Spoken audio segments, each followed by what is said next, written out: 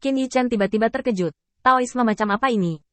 Namun, setelah beberapa saat, Qin Yichen menemukan bahwa meskipun raungannya keras, itu hanya keras. Dan sepertinya itu bukan dao yang menakutkan. Bukankah ini akan melawanku dengan pedang dan senjata sungguhan? Qin Yichen terkejut. Namun, Gilgamesh masih mengaum. Tampaknya sekali Raja marah, dia akan membutuhkan jutaan mayat untuk melampiaskan amarahnya. Raungan itu secara alami bergema selama 9 hari tanpa henti. Namun, Qin Yichen, yang diam-diam memadatkan pedang Wukong, mengangkat alisnya. Sepertinya ini tidak ditujukan padanya. Dan sepertinya, hanya mengangkat kepalanya dan mengaum dengan liar. Nah, itu adalah jenis ekspresi yang tiba-tiba marah, tetapi sangat tidak berdaya, mirip dengan ketidakmampuan dan kemarahan. Ini membuat Qin Yichen ngeri, berpikir bahwa sirkuit otak rambut kuning ini benar-benar di luar pemahamannya. Detik sebelumnya sama kejamnya dengan pertarungan hidup dan mati. Mengapa pada saat ini? Tikus diselokan. Raja ini akan menghancurkan kalian semua sampai mati kali ini. Dan bajingan tak berguna itu. Itu hanya akan menyeret raja kembali. Tanda seru. Tanda seru. Gilgamesh meraung. Dan dia dengan cepat memelototi Qin Yichen lagi. Matanya yang berdarah masih penuh dengan mata merah. Membuatnya semakin mengerikan. Dia bahkan mengangkat jarinya dan minum dengan peringatan. Dewa tertinggi. Aku mengingatmu. Dewa tertinggi dengan pisau. Raja ini akan datang kepadamu. Tikus-tikus di selokan itu akan segera dilindas. Kamu, tunggu raja ini. Di reruntuhan ini. Kamu membuat marah raja ini, dan raja ini akan menginjak kepalamu dan mengambil cawan suci. Qin Yichen terkejut. Orang baik, tidak hanya tidak kompeten dan marah, tetapi juga sangat kejam ketika berbicara tentang adegan itu. Ledakan. Tanda seru. Tanda seru. Ruang dan waktu langsung hancur oleh pukulan Gilgamesh, dan Raja Gila hanya meninggalkan sosok yang kesepian dan sombong dengan baju besi emas, dan kesan bahwa Qin Yichen menganggapnya sebagai cerebral palsy. Apakah tikus itu ada di kuburan leluhur? Kemarahan Gilgamesh tidak dapat dijelaskan, dan Qin Yichen menjadi bingung. Masih ada kemarahan raja di dunia, tetapi semuanya tampaknya berakhir dengan tiba-tiba. Memalingkan kepalanya untuk melihat, saya melihat bahwa tubuh mungil Arthur tampak kendur, seolah-olah dia telah kehilangan jiwanya. Kaki gioknya yang kecil bergoyang, dan pedang sumpah kemenangan dimasukkan ke tanah, menopang posisinya. Qin Yichen tercengang, berpikir bahwa roh kepahlawanan terkuat juga tidak akan berhasil. Baru saja, Anda membuat total 1 pedang, mengapa Anda telah berjuang selama 3000 putaran? Black masih batuk darah, dan kondisinya tidak jauh lebih baik. Saya tidak tahu apakah dia bersandar pada salib atau salib mendukungnya. Singkatnya, pelayan ratu terengah-engah.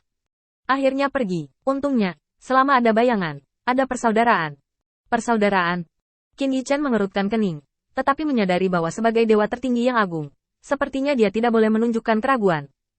Tetapi setelah ragu-ragu sejenak, dia tidak bisa menahan diri untuk bertanya, jadi mengapa dia lari? Itu bukan orang yang menggertak. Kesan Qin Yichen tentang Gilgamesh seperti orang bodoh dan gila, dan rambut kuning arogan itu benar, tetapi itu tidak mewakili kekuatan yang terakhir dan dapat diremehkan olehnya. Pedang ajaibnya Jintu luar biasa, dan pedangnya juga sama ganasnya. Tetapi momen konfrontasi barusan tampaknya hanya menghancurkan serangan Gilgamesh. Dan apa yang paling membuat Qin Yichen kesal adalah bahwa penyembunyian diri mutlak tiran itu tidak menghormatinya. Tetapi cahaya ilahi yang keluar dari telapak tangan yang terakhir tidak penuh. Tiran itu juga punya kelemahan. Menghadapi keraguan Qin Yichen, Black justru mengangkat senyum, seolah lupa siapa yang hampir takut untuk buang air kecil. Kelemahan itu adalah memanggil orang-orang percayanya. Ini adalah persaudaraan. Persaudaraan menemukan orang-orang percayanya. Jadi Gilgamesh harus kembali untuk menyelamatkan.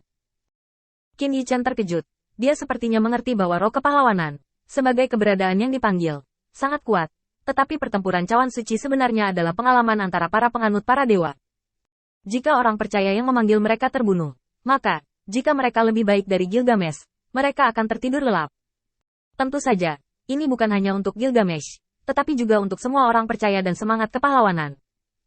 Namun, dari sorot mata hitam, Qin Yichen samar-samar menebak bahwa roh kepahlawanan yang ingin dia panggil, yaitu Raja Ksatria, menghilang dan tertidur, tidak hanya untuk mengalahkan Kasa, tetapi juga untuk mengalahkannya, yaitu ketiganya. Dari mereka, ini agak melegakan Qin Yichen. Jika tidak, mengandalkan kekuatan tongkat dewa tua ini untuk menyeret botol minyak, dia takut Gilgamesh tidak dapat menyebabkan infark miokard dengan sekali pandang. Tidak heran orang gila itu hilang. Ternyata peserta yang memanggilnya diserang. Brotherhood Black yang disebutkan juga membangkitkan rasa ingin tahu Qin Yichen. Di mulut Gilgamesh, Brotherhood sepertinya disebut sekelompok tikus di selokan.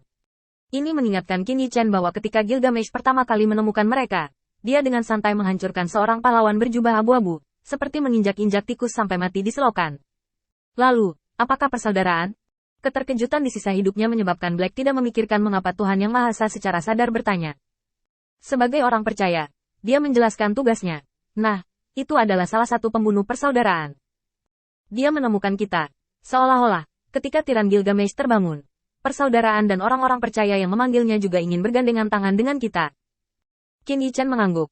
Tidak heran, Black akan mengatakan pada saat itu, tidak hanya Basaka dan Raja Ksatria, tetapi persaudaraan juga berarti ini. Namun, bukankah pahlawan persaudaraan terjepit sampai mati? Selain itu, sangat menyedihkan.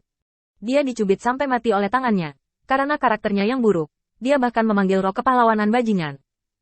Namun melalui narasi Black, Qin Yichen secara bertahap memahami bahwa persaudaraan bukanlah semangat heroik, tetapi organisasi pembunuh besar di zaman heroik. Legenda mengatakan bahwa di era pahlawan, atau bahkan sebelumnya, persaudaraan telah bersembunyi di balik bayang-bayang, dan mereka percaya pada kebebasan.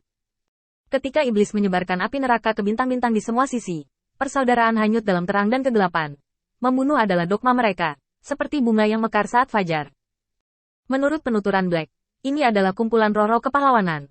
Tentu saja, setiap kebangkitan roh-roh kepahlawanan persaudaraan akan disertai dengan kebangkitan generasi pemimpin persaudaraan tertentu, yaitu yang paling kuat di antara mereka. Anggota Ikhwan lainnya sangat lemah dalam kekuatan tempur individu mereka. Menurut pemahaman Qin Yichen, jika mereka dipilih, mereka hampir berada di bawah. Justru karena inilah Gilgamesh dihancurkan sampai mati oleh tangannya. Tetapi bagaimanapun juga, ada banyak dari mereka, sehingga mereka dapat bertindak sendiri dan mencari jejak orang-orang tercerahkan lainnya. Pemimpin persaudaraan yang bangun setiap saat adalah yang terkuat, tetapi dia masih lebih lemah dari Ksatria Raja Arthur dan Bartaka.